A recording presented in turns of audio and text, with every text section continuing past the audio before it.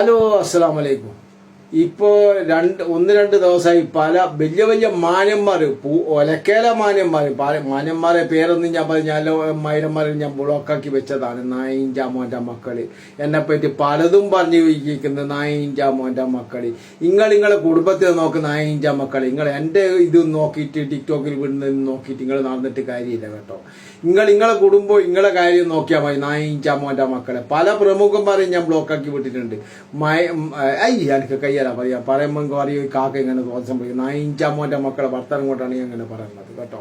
നിങ്ങൾ ഇതിന്റെ പല പ്രമുഖ ഏത് നായിൻ ജാമോന്റെ മക്കളെ എൻ്റെ കുറ്റവും കുറവും പറയിട്ട് വലിയ ഇത് വന്നിട്ട് 10 ലൈക്കും അങ്ങനെ നായിൻ ജാമോന്റെ മക്കളെ എല്ലാത്തിനും ഞാൻ ബ്ലോക്കായി. നിങ്ങൾ നായിൻ ജാ മക്കൾ, നിങ്ങൾ എൻ്റെ ഈ ടിക്ടോക്ക് കാണണമെന്ന് എനിക്ക് നിർബന്ധമൊന്നുമില്ല. നിങ്ങൾ ബ്ലോക്കാക്കി പോയി കളയാം.